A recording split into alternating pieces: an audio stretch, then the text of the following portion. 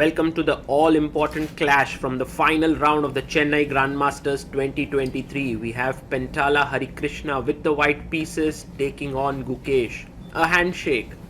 And why this game is so important? Well, it's because if Gukesh manages to draw today or win, he would top the FIDE Circuit leaderboard, and that would be a huge movement for him towards his candidate spot.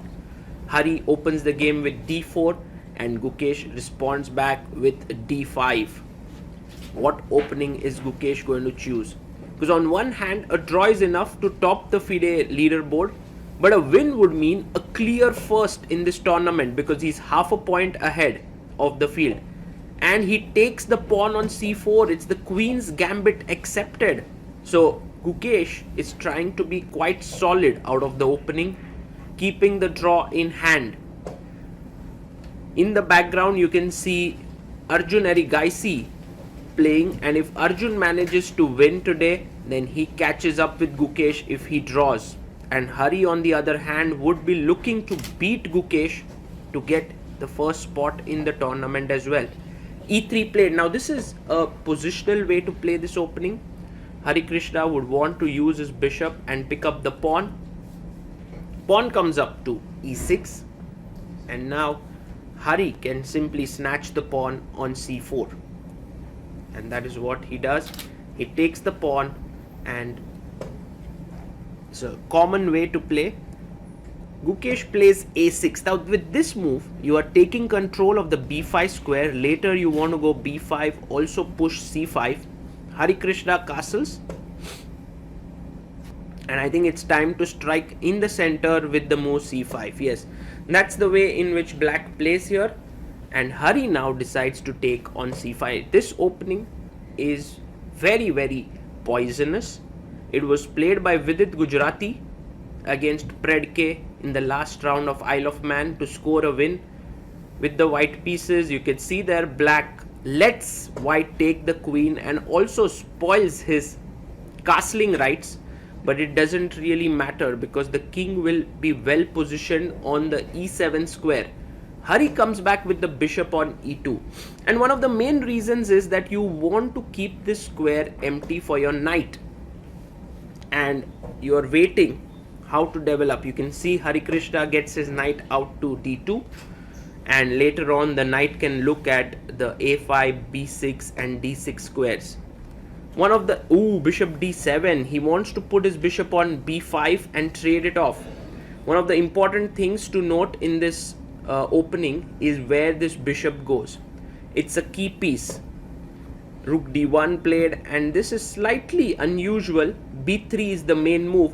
Rook d1 has been played, and Gukesh, after quite some thought, nearly 17 minutes, plays rook c8. Why do I say this bishop is important? Because it is covering this weakened dark squares in the position. And if it moves away, let's say from this diagonal, then suddenly the bishop comes and gives a check. So Gukesh has to play carefully there, and he puts his bishop to b5. This is a good square that he's found. And now if you take here, then pawn takes would activate the rook down the a file, and that's the reason why Harikrishna blocks it with knight to c4. Now the knight jumps to d7. It's a good square. The knight is looking at the b6 square, controlling it. Bishop comes up to b2, and the bishop is on this wonderful long diagonal. So white has a small edge out of the opening, but nothing particularly spectacular. And knight b6 played here by Gukesh. He is hoping that after takes, he takes back with the bishop, and then more pieces get traded.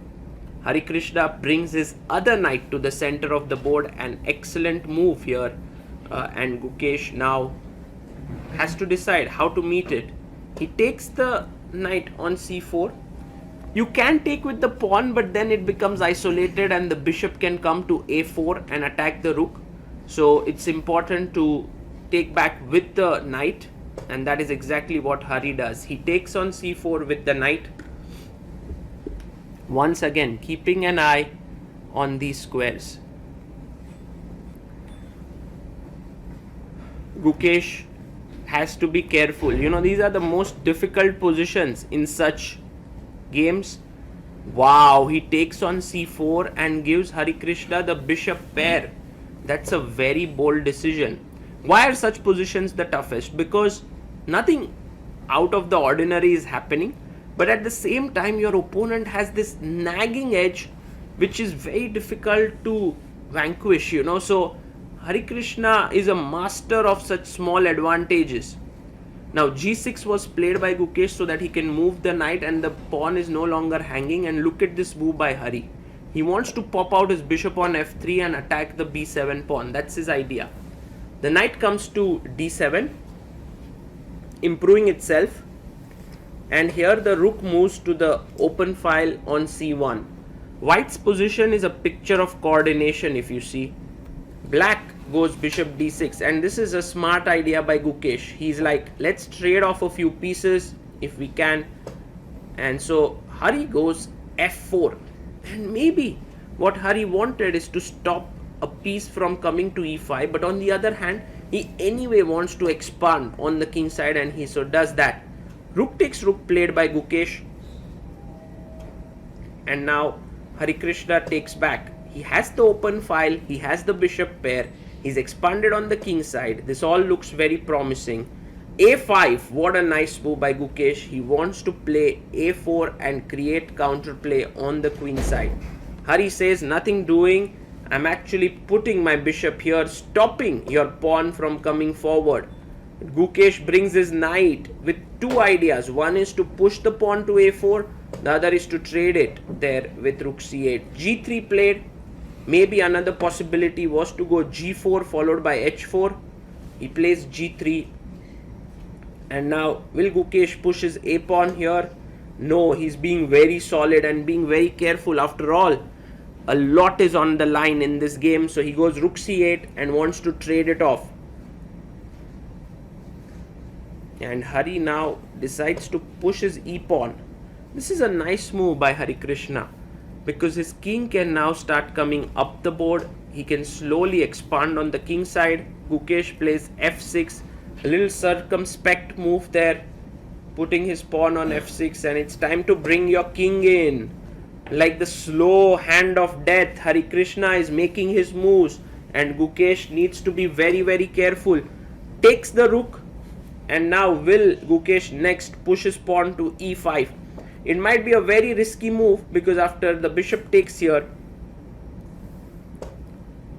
and if pawn pushes to e5, thereafter takes, the position opens up, and that's not what you want for the bishop. So bishop c5 check played, and now if Hari plays here, then this would end in a kind of drawish position. The knight is equal to the bishop. That's the reason why Harikrishna moves his king up and keeps the bishop pair right now. Knight c8. This is a nice move. He wants to get his knight to d6, and Hari has to be careful on what he does next. One of the ways is to just simply start playing with g4, keep expanding on the king side. But Harikrishna makes a committal decision. He plays e5.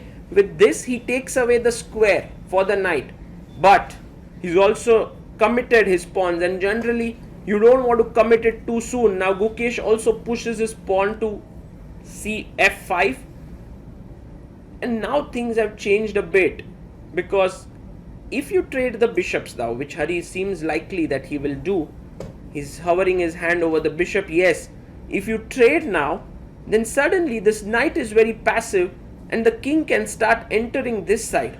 So clearly you shouldn't be trading here. Gukesh, with just 14 minutes on the clock, has a difficult decision to make, but he makes the right choice. He plays his pawn to b6. Fantastic move. Now why is this fantastic? Is because after Hari takes, you have isolated both of your pawns here, but the knight will settle on this beautiful square here and will control all the other squares in the position.